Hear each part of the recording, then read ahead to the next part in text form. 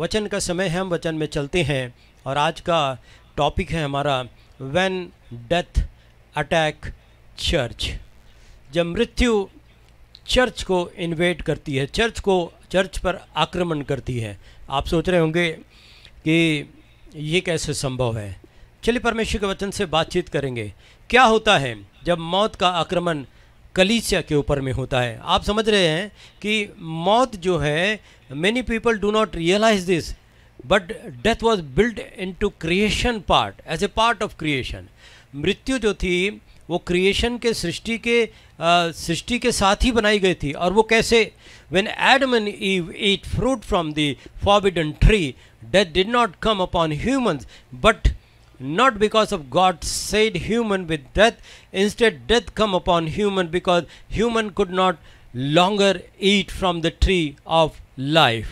जब मनुष्य जीवन के वृक्ष में से खा नहीं सका, इसीलिए मौत आ गई। और तो it was a part of creation, death was the part of creation. और हम प्रभु का धन्यवाद करते हैं इस तथ्य के लिए, सत्य के लिए, जो बाइबल में हमको पता चलता है कि अदन की वाटिका में एक जीवन को देने वाला वृक्ष था, और एक जो था जिसके लिए परमेश्वर ने मना किया था और वो उस फल को खाने को। और परमेश्वर ने जब आदम और हवा ने उस फल को खाया तो ना हो कि वे जीवन के वृक्ष का फल भी खा लें, परमेश्वर ने उनको अदन की वाटिका से बाहर कर दिया। और उस जीवन के वृक्ष के फल को नहीं खाने की वजह से मृत्यु जो थी उसी क्रिएशन के पार्ट में रही है। आप जानते हो इस वक्त में हमारा देश ही नहीं, समस्त विश्व जो है इस पेंडेमिक की अवस्था से गुजर रहा है। और ये हमारे सदी के लोगों के लिए एक नई बात है, लेकिन ये बहुत पुरानी बात है। अगर आप 3000 साल पहले बिफोर क्राइस्ट भी आप जाते हैं तो चाइना में एक आज से 5000 साल पहले एक एपिडेमिक हुआ था। और उस एपिडेमिक में क्या हुआ था, प्री हिस्टोरिक विलेज चाइना में जो थे वो जो है साफ हो गए। और आपको ये जान करके बड़ी हैरानी होगी कि इतनी सारी लाशें हो गई। हर उम्र के, उस समय मौत ने किसी को भी नहीं छोड़ा, हर उम्र के सारी लाशों को जो है घरों के अंदर में भर दिया गया और उन घरों को जला दिया गया। So that was the terrific condition of death in China before Christ 3000 year. Plague Athens में भी हुआ था, बिफोर क्राइस्ट ही हुआ था, और 430 BC में हुआ था। Around 430 BC epidemic was ravaged the people of Athens that lasted for 5 year. 5 साल तक वो एपिडेमिक चला। और कुछ लोगों ने अंदाज लगाया कि इसमें जो डेथ का जो हाई टोल रेट था वो 1 लाख से ऊपर में था अकेले एथेंस के अंदर में। अब आप इस प्रकार से अगर आप if you go on searching on the internet, you will find 5 millions of people died Antonine plague में, जो after Christ 165 and 155 to 180 AD में जो हुआ, उसमें 5 millions of people of Roman Empire they died. इस प्रकार से लोग मरते चले जा रहे थे। फिर साइप्रियन जो प्लेग हुआ वो भी 250 टू 271 AD में हुआ, जिसमें आपको एक अंदाज लगाने के लिए मैं फिगर देना चाहता हूं कि estimated to have killed 5000 people a day in Rome alone in 2014। इतने 5000 लोग एक ही दिन में मर गए रोम के अकेले राज्य में। ये भी बात है। बाकी की बातों को छोड़ते हुए हम अगर और भी कुछ बातों को, कुछ फिगर्स को देखना चाहते हैं तो लंदन में एक ब्लैक डेथ जिसको करार दिया गया, ब्लैक डेथ ग्रेट ब्रिटेन में जो था, वहाँ से इतनी ताकत के साथ वो प्लेग वहाँ पर काम कर रहा था, लोग मर रहे थे कि लंदन को छोड़ करके लोग भागने लगे। और लंदन को छोड़ करके भागने लगे। और ये किंग चार्ल्स II के ज़माने की बात है, अप्रैल 1665 में। और about 1 lakh people including 15% of the population of London had died, मर गए। सो मैं आपको ये क्यों बता रहा हूँ कि ये फिगर है, इसमें आज की डेट में अगर हम कोविड-19 की भी बात करते हैं तो इंडिया के टोल रेट, डेथ का जो टोल रेट है उसके अंदर में अकेले महाराष्ट्र में 86,600 के ऊपर डेथ हुई है, कर्नाटका 24,000, केरला सबसे कम है 6,000, तमिलनाडु 19,000, उत्तर प्रदेश में 18,000, अकेले महाराष्ट्र में 86,000। अगर आप टोटल डेथ रेट को अगर देखते हैं 2,96,000 लोग मर गए। अब मेरी सवाल जो आपके मन में चल रहा है कि why the past is telling about this death toll rates, ये जो मरने वालों की संख्या की बात क्यों कर रही है? जब लोग दुनिया में मरते हैं तो मौत किसी का चुनाव नहीं करती, मौत चुनाव नहीं करती, वो जो भी उसके टारगेट पर है वो शिकार हो जाता है, चाहे बच्चा हो, चाहे बूढ़ा हो, स्त्री हो, पुरुष हो, हर उम्र का, हर जेंडर का। मौत किसी का चुनाव नहीं करती और इसीलिए कोई भी मरता है तो मौत चुनाव ऐसे भी नहीं करती कि कौन व्यक्ति किसी जाति का है, किसी धर्म का है। When a Christian people dies, it is an attack on the church of death. Church का ये डेथ का ये हमला, मृत्यु का ये हमला सीधे सीधे चर्च के ऊपर में होता है। और जब हम इस वक्त में कोविड को बहुत अच्छी तरह से और नज़दीक से हम लोग देख रहे हैं, क्योंकि हमें ये मौका मिला हुआ है कि हम कोविड के ज़माने में जी रहे हैं, तो हमें ये अंदाज हो रहा है कि many of the pastors has died, many of the Christian people, believers from different field of their career has died. बहुत अलग अलग जगह से लोग मर रहे हैं और ऐसा लगता है कि समय रुक गया है। The sorrow normally is so powerful that it casts a dense and dark shadow over the grieving community. एक ऐसे एक समाज हो गया है जो दुख और शोक से भरा हुआ समाज है। Time appears to be frozen. Nothing seems to have matter anymore. It is a time of mourning, an episode that none of us can get accustomed to, no matter how many times one might have experienced death in the family. एक परिवार में कितनी तो भी death हुई है। Sister Nita के खुद के परिवार में 3 डेथ उन्होंने नज़दीक से देखा, और सबसे दुख की बात और सबसे बहुत ज़्यादा परेशान करने वाली बात, वो खुद भी किसी को भी नहीं देख पाई, जाते हुए भी नहीं देख पाई, ना उनके फ्यूनरल को अटेंड कर पाई। उनके पापा, उनके मम्मी, उनके पापा और उनकी सिस्टर की डेथ हुई, वो हॉस्पिटल में कुछ भी नहीं कर सकती थी। The time is frozen, cease हो गया सब कुछ। सो परमेश्वर का वचन हमको ये बताना चाहता, whenever Christian people are dying, when the Christian masses are dying, they are mourning. तो इस प्रकार से ये हमला जो है मौत का कलीसिया के ऊपर में होता है, और ऐसे समय में लोगों को बड़ी मदद की जरूरत होती है to cope up with the grief and the loss what they seems to have. The word of God attempts to offer such comfort to some extent. परमेश्वर का वचन ऐसे समय में इन दुखों को कुछ हद तक कम जरूर करता है। The distress and emptiness caused by the death of a family member or any other loved one are normally very difficult to imagine or observe. किसी के परिवार में, हमारे कलीसिया में भी भाई हमारे विवियन डेमराइज जो है, उनकी भी बीते हफ्ते में, इस वीक के पहले के वीक में जो है उनकी डेथ हुई है। और हम भी इस अंदाज को लगा सकते हैं, दो फैमिली का जो ग्रिफ होता है, जो लॉस होता है, ये बहुत बड़ा होता है और उसको जो है बियर करना ये इमेजिन नहीं किया जा सकता। It is hard to cope up with the death of a mother, it is hard to cope up with the death of a father or a sister or brother or a child or a friend, for example. अगर हम एक उदाहरण के तौर पर ले, आपके किसी मित्रों में किसी की डेथ हो जाती है, you are shocked. अगर आपके कलीसिया में किसी की डेथ हो जाती है, you are under great grief and sorrow. अगर आपके रिलेशन में आप टूट जाते हैं, और इस प्रकार से जो है मौत का जो है ये अटैक जो है परिवारों पर नहीं, और जो है ये अटैक जैसे सीधा तो व्यक्ति पर है, फिर परिवार पर है, उसके साथ साथ कलीसिया पर भी एक वो अटैक वहाँ पर दिखाई देता है। Those who have not passed through a similar experience may not quite understand the agony. जिन्होंने ऐसे दुख को नहीं सहा है वो इस कष्ट को नहीं समझ सकते हैं। And sometimes complete confusion that the grieving may be experienced deep inside their soul. उनको ये अंदाज नहीं कर सकते हैं कि उस व्यक्ति को जिसके परिवार का कोई खो गया है, उसका कितना दर्द उसके सीने में वो लेकर के चल रहा है, वो इसका अंदाज भी नहीं किया जा सकता। Even some of those who come to offer condolences may not quite understand what the grieving will be going through. जो कोई सांत्वना के शब्द बोलते हैं टेलीफोन पर या मिलकर जा करके दुआ करते हैं उनके लिए, वो भी एक अंदाज नहीं लगा सकते कि इनके हृदय में कितना गहरा घाव हुआ है. It is the grieving and those who have passed through grief and they only know and understand the grieving, what grieving really means. क्या अर्थ होता है उस दुख का, केवल वो ही जान सकते हैं. So we are talking about when death attacked the church. When death attacked the church, what the church will do, what the church will get, what the church will see.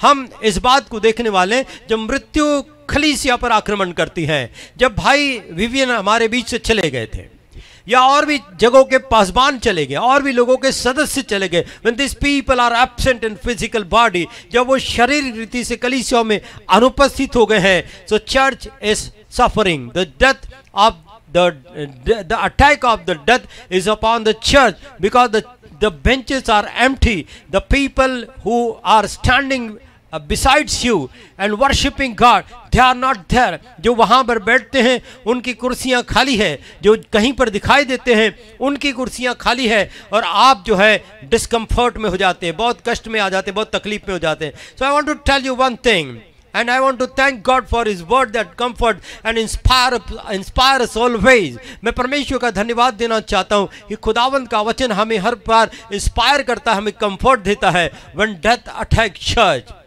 the church comforts believers. Hallelujah. The church comforts believers. That is the unique thing we found in the churches. Nowhere you found this thing. No institution, no NGOs come forward to comfort the family wherein the death took place. जहाँ पर मृत्यु हो जाती है कोई आकर के सांत्वना नहीं करता. एक दिन एक शब्द में सांत्वना बोल करके चले जाते हैं. But I want to tell you, I thank God for the word of God give comforts to His people. The word of God inspire the people of the person who have faced the death in a family. जो परिवार के अंदर में जिन्होंने दुख को हासिल किया है, अनुभव किया है, वो परमेश्वर का वचन उनको सांत्वना देता है. So we all know that people die. हम समझते हैं कि लोग मरते हैं, लोग मरते हैं. ये एक जो उजागर सत्य है, इसमें कोई दो बात नहीं है. People die and we all know, but it seems that each time death visits the family, it comes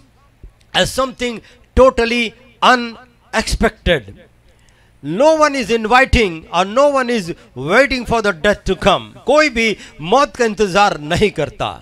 but death जो है जिस भी परिवार में विजिट करती है वो जो है अनएक्सपेक्टेडली वहां पर आती है. And I don't think we could ever be really prepared for such an eventuality emotionally. हम कभी भी ऐसी इवेंचुअलिटी के लिए जो डेथ परिवार में, कलीसिया में, हमारे पड़ोस में, इसके लिए हम जो इमोशनली जो है कभी भी तैयार नहीं रहते हैं. We'll see the lesson and the word that encourage us today. आज हम पवित्र शास्त्र से देखेंगे when death attack church, the church comforts His people. The church comforts the people. हम इस बात को जो है यहाँ पर देखने वाले हैं और परमेश्वर के वचन से हम कुछ बातों को देखेंगे. हमारे बीच में कई परिवार जो आज हमको सुन रहे हैं वो ऐसी स्थिति से गुजर रहे हैं. These words carry meaning to only the saved people. That I want to clear. मैं इस बात को भी बताना चाहता हूँ कि ये जो comfort के वर्ड है, जो लेसन है बाइबल के, आज का संदेश है, will only give comfort and comfort to the people those who are saved, जो बचाए हुए, and those who believe in the word and hope of God, जो परमेश्वर के वचन पर विश्वास करते, परमेश्वर से आशा रखते हैं. To the rest the word do not mean a thing. बचे हुए जो लोग खुदावंत पर विश्वास नहीं करते उनके लिए आज के वचन का कोई अर्थ नहीं होगा. सो परमेश्वर के वचन से हम जिन बातों को देख रहे हैं वो इस प्रकार से.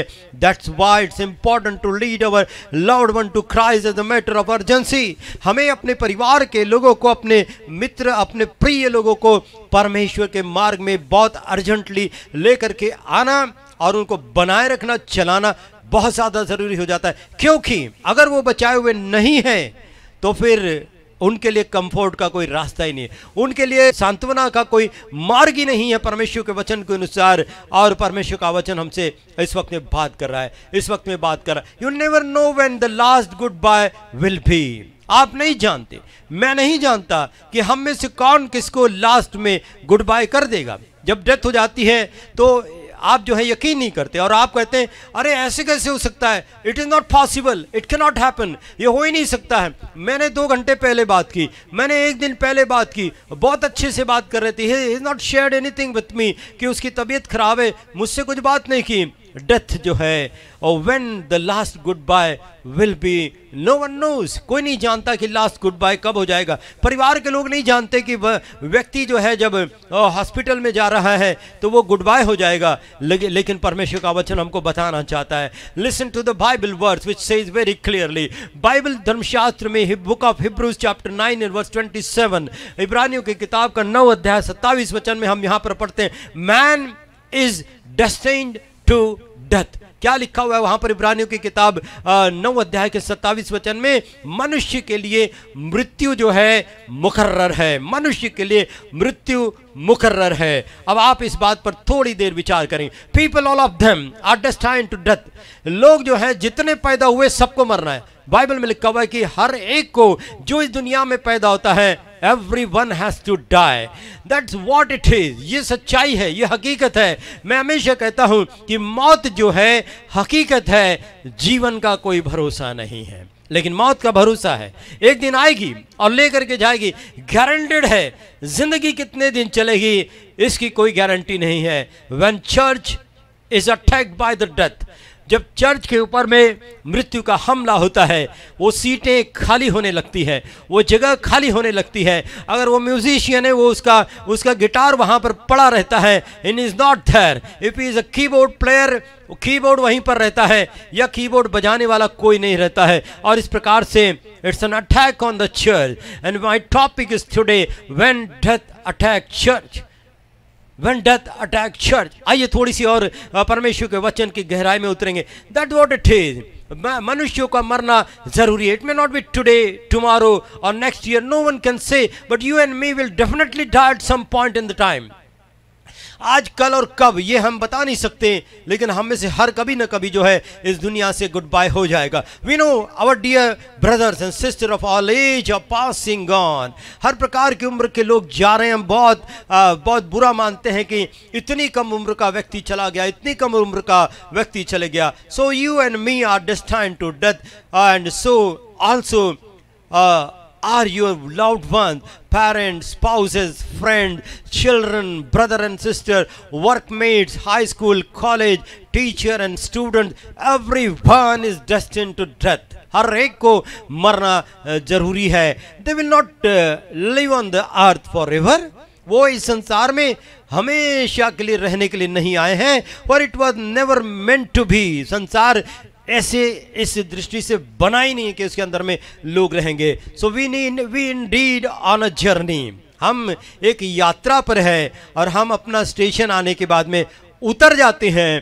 थोड़ी देर वो जगह खाली दिखती है, बाद में लोग उस जगह को ऑक्युपाई कर लेते, थोड़ा इधर थोड़ा उधर सरक कर लंबे पैर करके ऑक्युपाई कर लेते हैं। And the people, remaining people are at ease now. थोड़े दिन वो परतें दुख की, वो ग्रिफ की, वो सौरों की बहुत ज़्यादा तगड़ी होती है, धीरे धीरे वो धुंधलापन साफ होने लगता है, हकीकत में आ जाते हैं हम। So we are on a journey. लोग उतरते चले जाते हैं, हम ट्रैवल करते रहते हैं, और उसका अफसोस फिर कुछ देर के बाद में नहीं रहता, कुछ देर के बाद में नहीं। Consider this Bible verse. एक बाइबल का वचन है रोमियो की किताब का 14 अध्याय उसका 8 वचन, book of Romans chapter 14 and verse 8। क्या लिखा हुआ यहाँ पर मैं आपके समक्ष में बताना चाहता हूँ। आपके सामने स्क्रीन पर भी आप देख पा रहे हैं। विक्टर के लिए हम धन्यवाद देना चाहते हैं जो इन वचनों को हमारे लिए सामने रखते हैं, ताकि आप बाइबल खोलने में और अपना समय को बर्बाद नहीं करें। तो चलिए पढ़ते हैं। If we live to the Lord, अगर हम जीते हैं तो प्रभु के लिए जीते हैं। And if we die to the Lord, और हम मरते भी हैं तो प्रभु के लिए मरते हैं। So whether we live or die, so whether we live or whether we die, अगर हम जीते, जिए या मरे, we belong to the Lord. Hallelujah, that's a great news. Whether we live or die, we belongs to God. और परमेश्वर का वचन अब इस बात से एक बड़ी सांत्वना देता है, you are living for God, and when you die, You die for God। आप परमेश्वर के लिए जीते हैं, प्रभु में जीते हैं, प्रभु में मरते हैं। We should live to Lord, we also should die to the Lord. हमें मसीह के लिए जीना चाहिए और हमें मसीह के लिए ही मरना चाहिए। इस दुनिया में और कोई हमारे पास में काम नहीं है, हमें मसीह के साथ में जीना है और मसीह के लिए ही मरना है। खुदावंद का वचन ध्यान से सुनिए। ज़्यादा से ज़्यादा लोग जो है महाराष्ट्र में जो है कोविड से मरे हैं, और इस बात का केवल अफसोस ही नहीं, अफसोस इस बात का है कि लोग जो है प्रिकॉशन नहीं ले रहे हैं और इस वजह से वो ज़्यादा मर रहे और दूसरों को भी मरने का वो चांस उपलब्ध करा के दे रहे हैं। सो प्रभु के वचन से हम सुन रहे हैं, if we live to the Lord we will be able to speak like पाउल।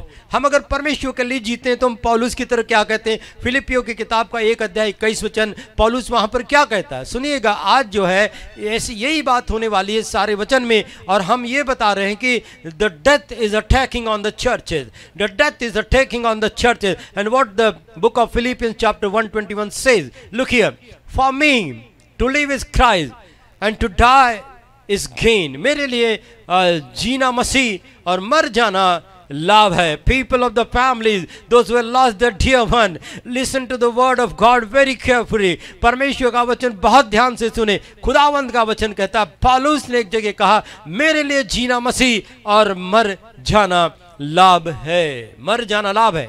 उस बंदे का तो फायदा हो गया, नुकसान तो हमारा हुआ है। नुकसान तो हमारा हुआ है, नुकसान तो चर्च का हुआ है, नुकसान तो परिवार का हुआ है। So if your loved one belongs to the God, अगर आपके प्रिय जो आपसे चले जा रहे हैं या चले गए, समाज में जितने लोग जो है क्रिश्चियन लोग चले गए हैं, अगर वो परमेश्वर के लोग हैं, अगर वो खुदा का समाज है, this word should console you though painful the death of a loved one is. परमेश्वर का ये वचन कि मेरे लिए जीना मसीह और मर जाना लाभ है, आप अपने व्यक्ति का लाभ होने से मुझे नहीं लगता कि आपको दुख होता है या परेशानी होती है। अगर आपके किसी व्यक्ति का, घर के व्यक्ति का जिसकी डेथ हो गई, अगर आपको ये पता चले कि उसका फायदा हो गया उसमें, तो मुझे नहीं लगता कि आपको कोई परेशानी होगी। So Bible refer to death as sleep. और क्यों वो कहता है मेरे लिए जीना मसीह और मर जाना लाभ है? लाभ क्यों है? आगे की बातें हैं, हम समय रहते इसको देखेंगे। शायद हमारे आज के टॉपिक में नहीं आएगा, हम कभी और देखेंगे। बाइबल में मर जाने की अवस्था को सो जाना ये कहा गया है। और आप जानते हैं, आपके घर में अगर कोई सोता है, सोया हुआ है, 8 बजे अगर उठ रहा है, 6 बजे उठ जाता है और आज 7 बजे भी नहीं उठा हुआ है, तो आप जो है अफसोस नहीं करते, आप बहुत बुरा नहीं मानते। क्यों? क्योंकि वो सो रहा है। आपको अच्छी तरह से मालूम है कि एट सम डे और some time he will rise up, वो उठ जाएगा, वो वेकअप हो जाएगा, वो जाग जाएगा, और इसलिए आपको कोई परेशानी नहीं है। बाइबल बताती है कि वो जो मसीह में सोए हैं वो भी एक दिन जी उठेंगे। हमको और आपको क्या परेशानी है? और खुदावंद का वचन कहता है जो प्रभु में मरते हैं वो प्रभु में जीते भी हैं, और इसलिए जो प्रभु में हम जिए या मरे, हम प्रभु के लिए जिए। खुदावंद का वचन बोलता है जो प्रभु में सो रहे हैं, they are asleep in Christ, वो मसीह में सो रहे। The word sleep defines to the Lord perception of death.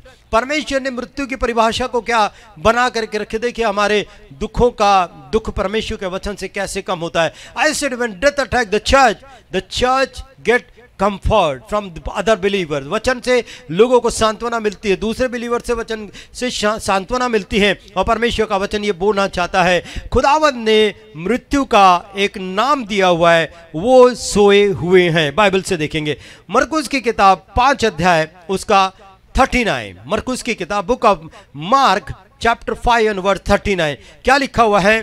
याहीर की बेटी, जहां पर वो वहां लिखा, he went in and said to them, why all this commotion and wailing? The child is not dead but asleep. उसने कहा याहीर की बेटी, ये बेटी मरी नहीं परंतु सो रही है। And everyone there knows, हर एक वहां पर जानता है। और लोगों ने उससे कहा भी, स्वामी से कहा कि अब तेरी बेटी मर गई है, स्वामी को कष्ट मत दे, यीशु मसीह को दुख मत दे। लेकिन यीशु मसीह ने कहा वो मरी नहीं, वो सो रही है। How the Bible defines death.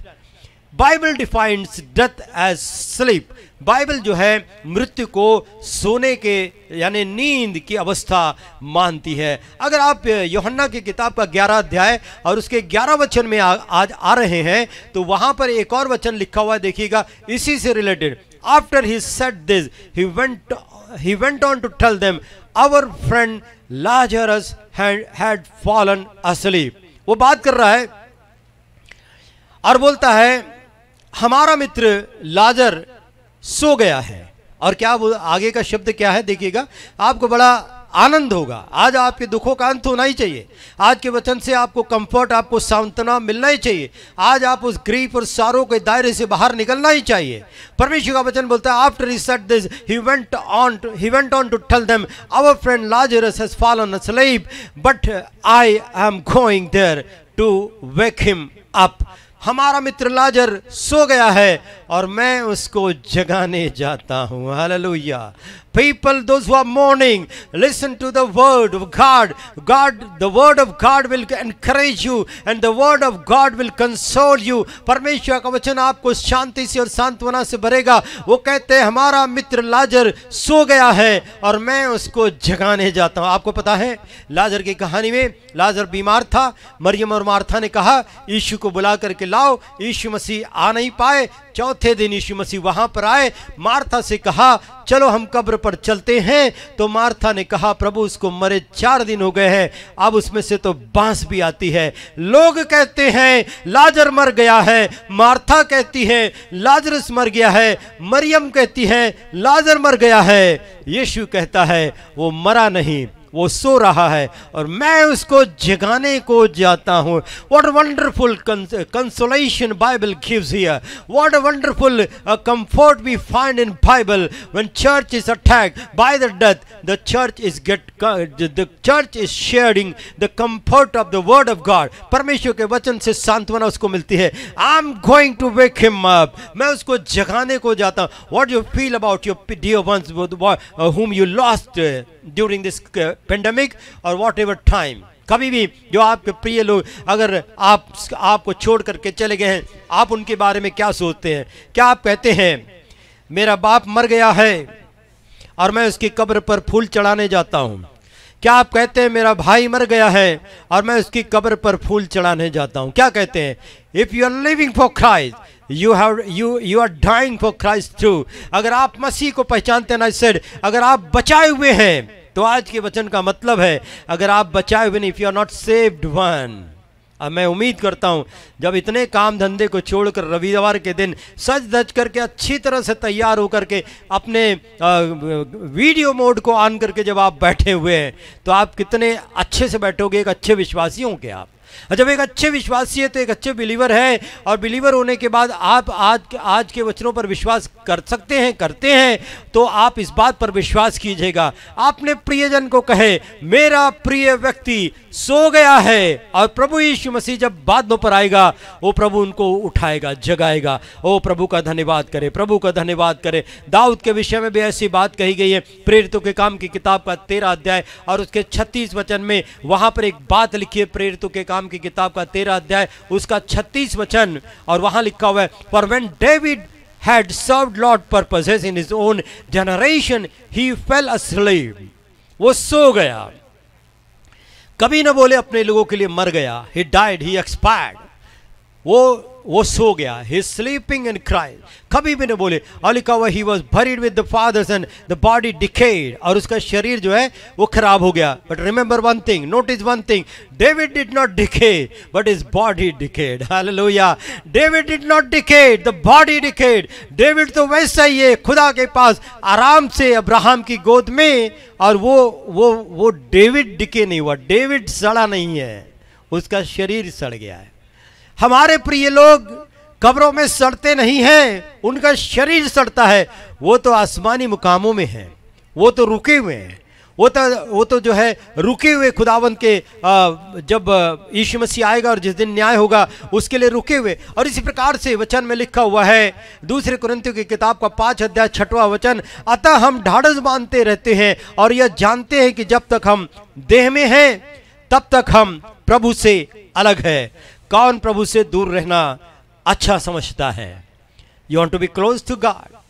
आप में से हर एक लोग प्रभु के नजदीक रहना चाहते हैं। कौन यीशु से दूर रहना चाहता है? मेरे सुनने वालों, आज जो है जवाब दे करके बताओ, yes I want to be away from God. बोलकर बताइए अगर आप प्रभु से दूर रहना चाहते हैं। वचन में लिखा हुआ है, दूसरी कुरिन्ती किताब के 5 अध्याय 6 वचन में हमने देखा, therefore we are always confident and know that as long as we are at home in the body we are away from the Lord. जब तक आप शरीर में हैं, आप परमेश्वर से दूर रहते हैं। और इस प्रकार के बातों में प्रभु ने जो हमको बताया कि जो मृतक प्रभु में मरते हैं वो अब से धन्य है, क्योंकि आत्मा कहता है क्योंकि वे अपने सारे परिश्रम से विश्राम पाएंगे और उनके कार्य उनके साथ हो लेते हैं। उनके कार्य उनके साथ हो लेते हैं। So these biblical messages console us. This is what I have always believed in our great hope and I say to you also, I request you also, परमेश्वर के वचन पर विश्वास कीजिए and receive that great hope. अपने जीवन में उस उम्मीद को हासिल कर लीजिएगा। और परमेश्वर का वचन कहता है वो हमारे लिए कोई नहीं मरता, हमारे लिए कोई नहीं मरता। सो मेरे विचार से the death of a loved one should completely change our life conduct and priorities. अगर हमारे घर में किसी की मौत हो जाती है, हमारे समाज में किसी की मौत हो जाती है, हमारे परिवारों में किसी की मौत हो जाती है, तो हमारे जीवन का जो हमारा लाइफ कंडक्ट है और हमारी प्रायोरिटीज है, हमको उसको बदलना है। प्रायोरिटीज क्या हो सकती है? People tend to destroy good relations because of the petty differences. लोग जो है छोटी छोटी बात पर जो है बवाल मचा देते हैं, उसको बदलना है हमको। अगर हमारे घर से कोई चला गया, हमारे आसपास से कोई चला गया, हमारे जीवन की प्रायोरिटीज और लाइफस्टाइल में बदल होना चाहिए। और वो बदल क्या होगा? अगर आप छोटी छोटी बात पर जो है झगड़ा करते हैं, अगर आप छोटी छोटी बात पर जो है रिलेशन तोड़ते हैं, अगर छोटी छोटी बात पर परिवार के लोगों से बातचीत बंद कर देते हैं, आपको इस रिलेशन को बदलना पड़ेगा, क्योंकि आप कब उनको बाय करके चले जाओगे ये कोई नहीं जानते। और इसलिए आप में अंदर में बदलाव को लेकर के आए। थोड़े थोड़े डिफरेंसेस जो है उसको निगलेक्ट कीजिए, समाज परिवार के अंदर में बदल दीजिएगा। और प्रभु का वचन हमने सुना। कुछ लोग कहते हैं, मैंने एक भाई को सुना, वो कहते हैं, बहुत अफसोस जाहिर करते कि मैं मेरे बाप की सेवा नहीं कर पाया, मेरे बाप के साथ बैठा नहीं, मेरे बाप अकेला खटिया पलंग पे पड़ा रहता था, मैं कभी उसके पास जाकर 2-1 घंटा उससे बैठ कर के बातचीत नहीं किया। वो अफसोस कर रहे हैं। और ये आपने भी सुना होगा, लोग कहते हैं I should have loved them मोर, मैंने उनसे थोड़ा प्यार करना चाहिए था, मर गया, वो चला गया दुनिया को छोड़कर, वो सो गया प्रभु में, मैंने उससे थोड़ा और प्यार कर लेना चाहिए था, मैंने थोड़ा उससे आराम से बात करना चाहिए था, मैंने थोड़ा उसको जीने का मौका देना चाहिए था, मैंने थोड़ा सा उसको जीने की स्वतंत्रता देना चाहिए था। लेकिन मर जाने के बाद अब बोल करके क्या फ़ायदा? उस भाई की बात भी मैं आपको याद दिला रहा हूँ कि मेरे बाप की मैं कुछ बैठ करके बातचीत ही कर लेता या उसके साथ समय बिताता, काश मैं थोड़ा समय और बिता पाता। So should I have loved them more or should I have spend more time with them? अब कोई फायदा नहीं। चेंज योर लाइफ स्टाइल, आपके जीवन की शैली को बदलिए। Spend time with your people, आपके चर्च के लोगों से बातचीत कीजिए, फ़ोन कीजिए, कॉल्स कीजिए, जो मीटिंग्स में आते नहीं आते, दिखाई नहीं देते, तबीयत पूछिए, सलाह मशवरा कीजिए, उनकी दिक्कतों को जानिए।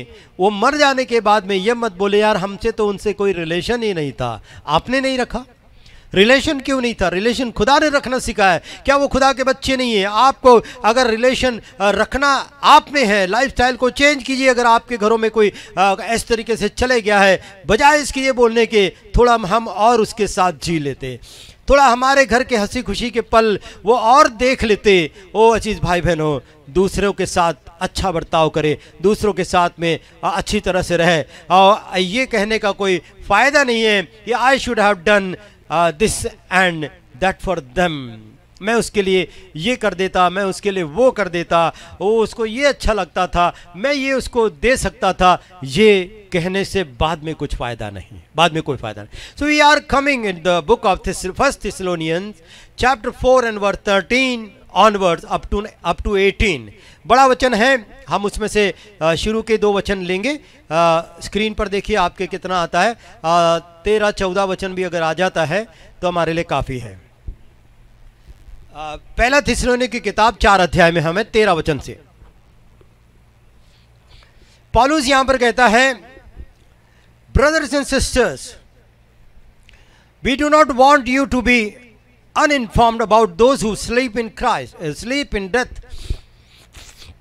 जो लोग प्रभु में सो जाते हैं उनके विषय में तुम अज्ञान रहो, हम ये नहीं चाहते। पौलुस क्या कह रहा है? जो प्रभु में सोते हैं उनके विषय में आप अज्ञान मत रहिए। अगर हमारे पास से कोई चला गया है, आपको जानकारी होनी चाहिए वो कहाँ गया हुआ है। अब वो कहाँ मिलेगा आपको? वो कहाँ मिलेगा? दाऊद कहता है मैं वहां नहीं जा सकता जहां मेरा बेटा मर के चला गया, वो यहां नहीं आ सकता, लेकिन मैं उसके पास जा सकता हूं।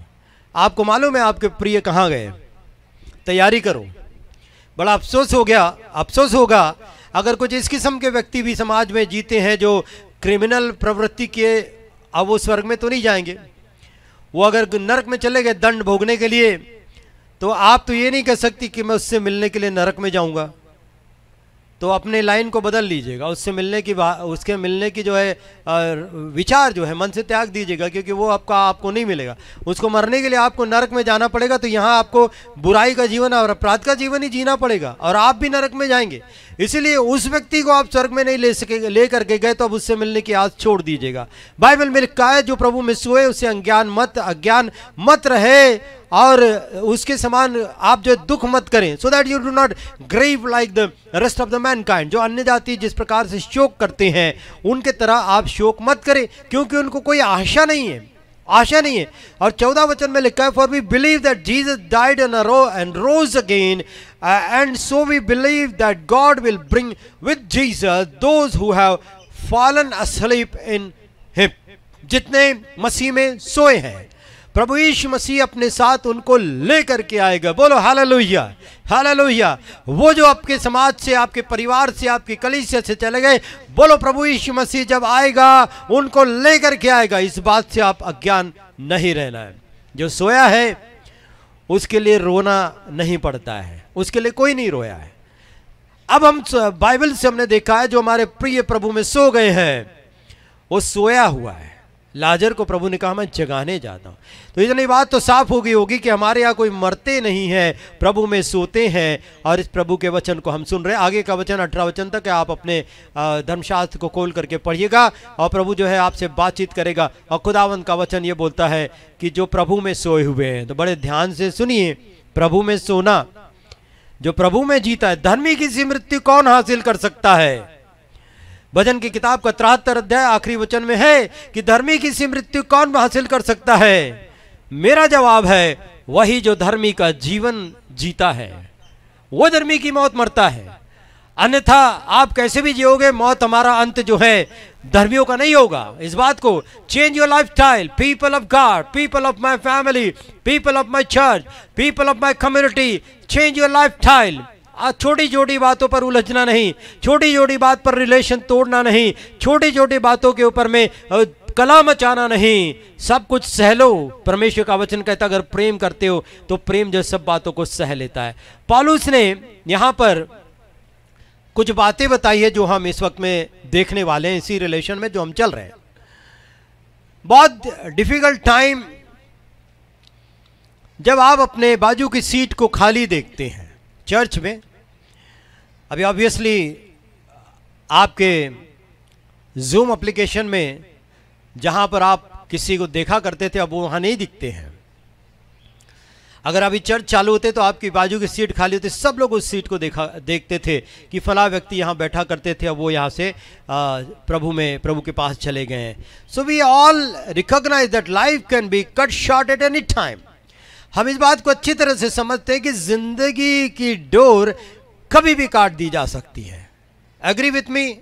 आप मुझसे सहमत है? जिनके साथ हमने बहुत सारे अच्छे अच्छे हंसी खुशी के पल बिताए, दोस्तों के साथ, रिश्तेदारों के साथ, अगर वो हमारे परिवार ही का है तो हम कैसे कंफर्ट और होप की बात में अपने आप को सांत्वना दे सकते हैं। As always time like these we turn to God's word for insight and courage। हमेशा ऐसे ही होता है कि कोई प्रभु के वचन से हमसे बातचीत करता है और उस बातचीत करने से हम जब मोटिवेशन को हासिल करते हैं और इस रंज और इस गम के अलावा बाइबल है हमारे पास में, प्रार्थना गीत है जो हम हमेशा करते चले जाते हैं। मैं आपको आमंत्रित करना चाहता हूं, इन वचनों को आप कंसीडर करें जो नए नियम में पौलुस की किताब में लिखा हुआ है। और पौलुस ने इसमें लिखा हुआ है, जब पौलुस के कलीसिया में इसी प्रकार की सर्कमस्टेंसेस फेस किए जा रहे थे, and some of their number had died and they were faced with the reality of the loss. कुछ आरंभ में कलीसिया के लोग मर गए, पौलुस को वहाँ से जाना पड़ा क्योंकि वो लोग पौलुस को भी मार देना चाहते थे, और पौलुस वहाँ से चला गया। और जब उन्होंने पता किया बाद में चिट्ठी लिख करके, तो पता चला पौलुस को कि वहाँ पर सताव पौलुस के प्रचार करने से ज़्यादा हो गया। और पौलुस ने क्या प्रचार किया? Paul was preaching about another king, यीशु मसीह, Jesus the king of king. पौलुस उसकी बात कर रहा था, इसलिए लोगों को डर लग गया, राजाओं को, हाकिमों को डर लग गया कि हमारी सल्तनत के खत्म होने का ऐलान कर रहा है, किसी दूसरे राजा की बात करता है। इसलिए पौल के ऊपर में परसिक्यूशन बढ़ गया, और उसको जब ये डर हुआ कि उसको मार देंगे लोग, तो वो वहाँ से उसको भेज दिया गया। लेकिन बाद में पता चला उसी कलीसिया में लोग जो प्रचार कर रहे थे और सताव रहा था, बहुत से लोगों को मार दिया गया। So the question is, how can the community of faith keep its focus when death attacks the congregation? जब समाज के लोग कैसे अपने ध्यान को उस आशा की तरफ रख सकते हैं जब मृत्यु जो है उस कलीसिया पर, उस परिवार पर अटैक करती है। प्रभु का वचन में हम पौलुस के चंद एक वचनों को देखेंगे और फिर हम इसको समाप्त करेंगे। मैं आज जो है इन 3 वचनों में जो बाइबल के हैं आपको मैं हाईलाइट करना चाहता हूं आपके समक्ष में। I want to highlight 3 words from the scripture as we consider that what God might be saying to us today. आज परमेश्वर हमसे क्या बोल रहा है, इस बात को मैं यहां पर आपके समक्ष में बोलना चाहता हूं। Those words are, first is grief, second is hope, and third is comfort. Grief, hope and comfort. We read in the Bible और सॉन्ग, हम गानों में और शास्त्र में हम पढ़ते हैं, they form the outline of today's message. आज के वचन की जो है वो भूमिका को बनाते हैं। और क्या लिखते हैं? मैंने कहा ग्रीफ, होप एंड कंफर्ट, 3 चीजें मैंने कही है। डेथ ब्रिंग ग्रीफ, मृत्यु जो है शोक को लाती है। गॉड गिव्स होप, परमेश्वर आशा को देता है। And the congregation share comfort.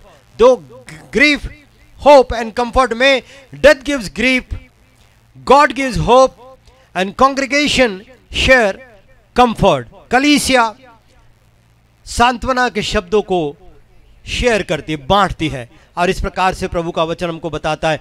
पौलुस के विषय में मैंने आपको बताया, वो ट्रैवल कर रहा है, कलीसिया में सताव हुआ क्योंकि वो दूसरे राजा की बात कर रहा था, और लोगों ने जो है बहुत आक्रमण किया, बहुत से लोग मारे गए। अब पौलुस जो है बड़ा दुखी हो गया। The persecution that began when Paul was there had continued. चलता रहा, सताव चलता रहा। Evidently some of their number had died, कई लोग वहां के मर गए, possibly because of the persecution. Member of the congregation may have been troubled by the death. कलीसिया के लोग जब वहां के उनकी मृत्यु के द्वारा से वो भी जो है विचलित हो गए, परेशान हो गए। परमेश्वर का वचन हमें ऐसे समय में सांत्वना की बात करता है। Even today some people seems to think that Christian should not have to go through hard time. कुछ मसीह लोग, हमारे और आपके जैसे परिवार के लोग, ये सोचते हैं अपने प्रिय लोगों की डेथ पर, या अपने आसपास में जो डेथ हो रही है पासबानों की या दूसरे कलीसिया के लोगों की, ये बात को सोचते हैं at least Christian should not suffer all these thing. ये चीज़ें से क्रिश्चियन लोगों को क्यों, इतना बड़ा खुदा है हमारा, तो हम लोगों को तो सीधा सीधा बचाना चाहिए परमेश्वर ने, बाकी लोगों को मार दे तो कोई परवाह नहीं। मैंने कहा मौत चुनाव नहीं करती, न उम्र को देखती है, न जात समाज को देखती है। मौत के टारगेट पे जो आ गया वो गया, और इसीलिए ये हमारा काम है। मौत किसकी कब आएगी कोई नहीं कह सकता, क्योंकि मैंने बताया आपको जिंदगी हकीकत नहीं है, मौत ही हकीकत है। तो सांत्वना दीजिए एक दूसरे को परमेश्वर के वचन के अनुसार। मैंने जो बात आपसे आज शेयर की है, मैंने आपको कहा है कि Christian at least should not go through such hard time. ये मेरा और आपका विचार है। लेकिन खुदावन क्या करता है, वो धर्मी और अधर्मी में कोई पक्षपात नहीं करता, दोनों के खेत पर बारिश करता है। लिसन केयरफुली, दोनों के खेत पर बारिश करता है, दोनों को सुख देता है, तो दुख भी दोनों के हिस्से में आते। क्या अय्यूब के जीवन में दुख नहीं आया? क्या हाजिरा के जीवन में दुख नहीं आया? क्या ऐसे जितने भी नाम आप लेते चले जाओगे, क्या उनके जीवन में दुख नहीं आया? अय्यूब के जीवन में दुख आया, तब उसने कहा क्यों नहीं दुख ले हम। व्हाट हैपेंड, वर्स 13 बताती है रोमियो किताब का 5 अध्याय में, नहीं है बेटा उसमें, it tells us the congregation was grieving. पौलुस का जो यहाँ पर वचन हम देख रहे हैं वो बताता है कि कलीसिया जो है शोक को कर रही है, और पौल इस बात को एक्सेप्ट करता है। वो उसके लिए उनको डांटता नहीं है। He doesn't say to get on with it और टू गेट ओवर इट, वो इसके साथ में बंधे रहो या इससे बाहर निकलो, ये नहीं कहता है। He is allowing his people to show grief और सॉरो। वो अपने लोगों को अलाउ करता है कि वो ग्रीफ कर सकते हैं, सॉरो कर सकते हैं। Many of us have experience it, we know how it feels. हमें मालूम है कि कैसे लगता है। अब परमेश्वर का वचन हमसे जो है आज बहुत सारी बातें किया, हम प्रभु का धन्यवाद करते हैं। उस दर्द को, उस दुख को वो ही जानते हैं जिनके साथ ये सब होता है। Every one we turn we are reminded that something is wrong, a chair is empty, someone is not there, we miss someone, some brother or some sister when we meet for worship. His family will find it hard together without him. ये संसार का नियम है। Pain really hurts. दर्द जो है वो सच में जो है जख्म करता है। It's a part of grieving process. ये जो है जो शोक होता है उसका एक हिस्सा है दर्द। हमारे दिलों में, दिमाग में भी दर्द होता है। And it is all right to experience that pain. उस दर्द को महसूस करना गलत नहीं है, महसूस कर सकते हैं आप। इमोशनल हाइज एंड लोज जो है हमारे जीवन में होते ही रहते हैं। परमेश्वर का वचन हमें आज बताना चाहता है, death brings grieve, it's okay to weep. मौत जो है दर्द को लेके आती है, रोना खराब नहीं है। We have permission to feel the pain. हमें बाइबल इजाज़त देती है कि हम उस दर्द को महसूस कर सकते हैं। लेकिन हम पहले थिस्सलुनीके की किताब के जो हमने वचन को पढ़ा उसके अनुसार हम जानते हैं जो सोए हुए प्रभु में, तो हम उसके ऊपर में जो है गलत धारणाओं में न रहे। प्रभु उनको ले करके आएगा, यही हमारा विश्वास होना चाहिए। सो प्रभु का वचन थिस्सलुनीके की कलीसिया में इस बात को 13वें वचन में बोला है कि यीशु मसीह के पीछे चले, उस विश्वास में खुदावंद को जान करके रखे, क्योंकि यीशु मसीह में ही होप है जिनका उद्धार हुआ है। उन्हीं के लिए वो वचन है कि और प्रभु प्रधान दूत के तुरई के शब्द के साथ, आप ही ललकार के शब्द के साथ उतरेगा बादलों पर होकर सवार, और जो प्रभु में सो गए उनको साथ में लेकर के आएगा, और हम जो यहाँ हैं जिंदा वो उठा लिए जाएंगे, और जो कब्रों में है कब्रें खुलेंगी और हम वहां बादलों पर अपने प्रियो से मुलाकात करेंगे। This is what the comfort the word of God gives. Share it with the church when there is an attack of death in the church. और प्रभु में जो आशा हमको दी गई है उसके ऊपर में हम हमेशा टिके रहें। So God gives hope and comfort. परमेश्वर का वचन हमें उम्मीद भी देता है कि हम एक दिन मिलेंगे, और हमें इस बात से सांत्वना देता है। अब प्रभु का वचन उधर थिस्सलुनीके की किताब में यही कहता है, ऐसी बात से एक दूसरे को सांत्वना तसल्ली दिया करो। When there is an attack, the word of God is there to comfort you. परमेश्वर का वचन आपको सांत्वना प्रदान करता है। और परमेश्वर का वचन क्या कहता है? वो मरा नहीं है, वो सो रहा है। माय फ्रेंड लाजरस सो गया है, मैं उसको जगाने को जाता हूं। हालेलुया, प्रभु का धन्यवाद। Finally there is yet one another thought we need to consider, and we find it in the last word of this paragraph where it is said, therefore comfort one another with these words. इसलिए आपस में एक दूसरे को सांत्वना दिया करो। कितना महत्वपूर्ण है कांग्रीगेशन में आपका और हर एक का रोल, इस बात को समझेंगे थोड़ा सा। क्योंकि हम कलीसिया को क्या मानते हैं? ग्रुप ऑफ 2 और 3 पीपल, अलग अलग 2-3 ग्रुप मानते। पहले ग्रुप में कौन है? जो बहुत सारी दुआओं को करते हैं। दूसरे ग्रुप में कौन है? जो बहुत अच्छे अच्छे गानों को गाते हैं। तीसरे ग्रुप में कौन है? जो बहुत अच्छे अच्छे वचनों को प्रचार करते हैं। चौथे ग्रुप में कौन है? वो जिनको हम पसंद नहीं करते, या जिनको कुछ नहीं आता है, जो अटेंडेंस में भी नहीं है, या उनका कहीं कोई स्थान है। चौथे ग्रुप में वो रहते हैं। So there are groups in the church. अपने लाइफस्टाइल को बदलिए, अपने जीवन की शैली को बदलिए। ये सब बदल लीजिए, कब किसका कहाँ गुड बाय हो जाएगा और आप कहेंगे कि मैं उससे 2 क्षण अच्छी बात कर लेता तो अच्छा होता, मैं थोड़ा उसके साथ समय बिता लेता तो अच्छा होता, मैं उसको थोड़ा जीने का अधिकार उसको देता तो अच्छा होता। बाद में कहने से कुछ नहीं होता। आज समय है प्रभु के वचन से, प्रभु का वचन हमसे बातचीत कर रहा है कि comfort one another with this word. और पौलुस ने इस महत्व को इसलिए समझा, क्यों पौलुस कहता है कि आपस में एक दूसरे को सांत्वना दे। क्या जरूरत है, क्या जरूरत है? ये भी कह सकता है जिस परिवार का कोई व्यक्ति मर जाता है उससे 1 महीना तक कोई भी बात मत करो, उनको खूब रोने दो और खूब परेशान होने दो। ये भी तो कहता पौलुस कि उनको दखल मत करो, उनको दुख मनाने दो। वो लोग दे आर मॉर्निंग, वो उसका विलाप चल रहा है, उनको विलाप चलने दो। ऐसा नहीं कहता है। The church is important, the congregation is important. Here in the word of पौलुस के वचन में ये कलीसिया की महत्ता को दिखाई देता है, महत्व को दिखाई देता है। और इसीलिए पौलुस कहता है आपस में एक दूसरे को इन्हीं शब्दों के द्वारा तसल्ली दिया करो। Everyone is important, हर एक के लिए तसल्ली जरूरी है। So the congregation bring comfort to each other. कलीसिया एक दूसरे को तसल्ली लेकर के आती है। There is no doubt that Paul expects the congregation to engage in the ministry of comforting and counseling one another. पौलुस जो चाहता है कि लोग इस मिनिस्ट्री में सामने आए। कलीसियाओं में प्रार्थना के ग्रुप है, कलीसियाओं में संडे स्कूल है, कलीसियाओं में महिलाओं के ग्रुप है, कलीसिया में काउंसलर्स के ग्रुप है, लेकिन सांत्वना देने और तसल्ली देने वाले कोई भी ग्रुप नहीं है, कोई आगे नहीं आता उस काम के लिए।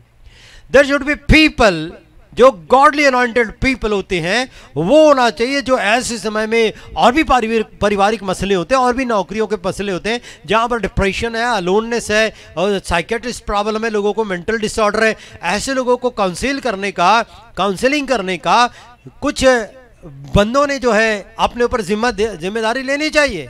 पौलुस के वचन के अनुसार कांग्रेगेशन इज इंपॉर्टेंट और उनके लिए कंफर्ट हम ही लेकर के आ सकते हैं। तो पौलुस यहाँ पर लोगों को एक मिनिस्ट्री जो है comforting and consoling each other वो लेने के लिए प्रेरित करता है। And you see God brings comfort to us through the thoughts and prayer and actions of one another. परमेश्वर इसी के द्वारा से हमारे पास में वो लेकर के आता है। So comforting those who grieve, the whole congregation take its part.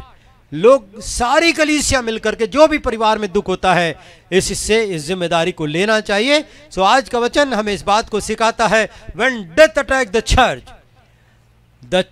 The congregation share the comfort. Bible के वचनों से कलीसिया को समाधान आपस के एक दूसरे के लोग देते हैं। परमेश्वर विचारों से आपको बहुत आशीष दे। और मेरा प्रयास यही रहा है कि जब इतने सारे लोग, मैंने आपको शुरू में ही कुछ फिगर बताए और उन फिगर में बताया कि around 3 lakh of people Bharat देश के अंदर में कोविड जब से चल रहा है मरे हैं।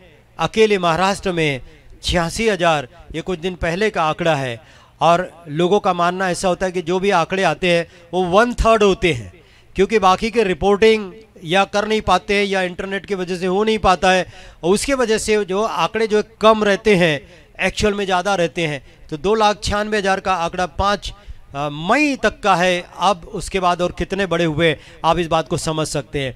जब देश में लोग मरते हैं, जब राष्ट्र में लोग मरते हैं, तो उसमें कुछ हिस्सा कलीसिया के लोगों का भी होता है। और जब कलीसिया में कोई मरता है, ये चर्च के ऊपर में मौत का अटैक है। और ऐसे मौत के अटैक को कम करने, उसकी सीवियरिटी को कम करने के लिए कलीसिया सामने खड़े होना चाहिए, लोगों को कंफर्ट करने के लिए। आइए इस वक्त अपन प्रार्थना करेंगे इन विचारों के साथ कि परमेश्वर आने वाले दिनों में हमें इस मिनिस्ट्री में, कंफर्टिंग एंड कंसोलिंग मिनिस्ट्री में हमको आगे बढ़ाए और हमारी कलीसिया को इस्तेमाल करें। आइए अपनी आंखों को बंद करें। पिता परमेश्वर, हम आपका दिल से धन्यवाद करते हैं। खुदावन, तेरा वचन सत्य है और हमें बहुत सारी सांत्वना को प्रदान करता है। आज विशेष करके प्रभु जी, जब देश में इतनी मृत्यु हो रही, महाराष्ट्र में हो रही, मसीह समाज में इतने लोग मर रहे हैं पिता परमेश्वर, सारे चर्च के बेंचेस खाली हो रहे हैं पिता परमेश्वर, उनके अनुपस्थिति के लोग, उनके परिवार के लोग, उनके चर्च के लोग महसूस कर रहे हैं। मिस कर रहे हैं पिता परमेश्वर उनको ऐसे कठिन समय में तेरा वचन उनको शांति देता है, वो मरे नहीं, वो सोए हैं। और प्रभु आप ही जब उतरेगा स्वर्ग में, बादलों पर स्वर्ग से उतरेगा तो उनको अपने साथ में लेकर के आएगा और हम अपने प्रियों से बादलों पर मुलाकात करेंगे। प्रभु जी इन वचन के द्वारा से हमारे समस्त परिवारों को आप सांत्वना प्रदान करें, विशेष करके विवेन डेमोराइज के परिवार को और उनके समस्त रिलेटिव्स को सांत्वना प्रदान कीजिए। और इस समाज में, हमारे मसीह समाज में जहाँ जहाँ मौत हुई है पिता पासबानों की और कलीसिया के लोगों के, उनके परिवारों को आपका वचन अजीब शांति को प्रदान करे जो आप देते हैं दुनिया के समझ से परे, वो शांति से आप भर दीजिए। ऐसे हम आपसे प्रार्थना करते हैं, आज के वचन को आशीषित कीजिए और हमें आने वाले दिनों में मसीह के लिए जीना सिखाइए, मसीह के लिए मरना सिखाइए। यीशु मसीह के नाम से मांगते हैं, आमीन।